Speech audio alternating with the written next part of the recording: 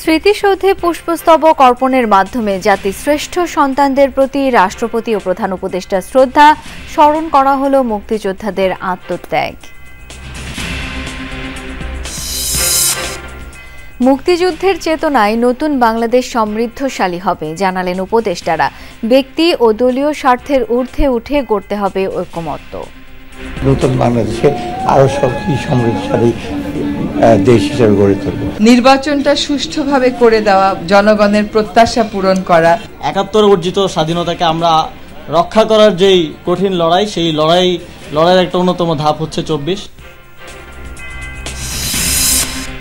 বঞ্চনার বিরুদ্ধে লড়াই ছিল মুক্তিযুদ্ধের মূল শক্তি।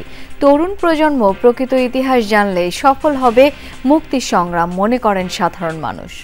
আমরা গরিব মানুষ, আমরা ঘর ভাড়া দেই, কারেন্ট বিল দেই, বুঝেন না, খাওয়া আমাকে হয় না। আমরা চাই সবসময় দেশটা ভালো থাকুক, সুন্দর থাকুক, সবাই ভালোভাবে চলাফেরা করুক, সবাই মত প্রকাশের স্বাধীনতা পাক। স্বাধীনতার ৫৩ বছর অতিক্রান্ত হলেও আমাদের প্রত্যাশিত যে আকাঙ্ক্ষা সেটা এখনো পূরণ হয়নি।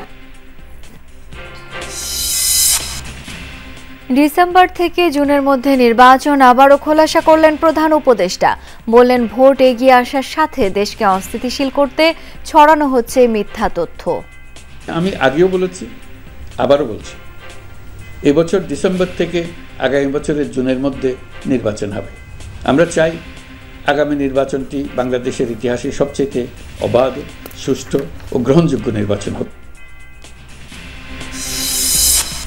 এই যাত্রায় চাপ বাড়ছে মহাসড়কে। টঙ্গী সহ বিভিন্ন পয়েন্টে যত্রতত্র ওঠানামায় দেখা দিচ্ছে জটলা, যানজট বৃদ্ধির শঙ্কা।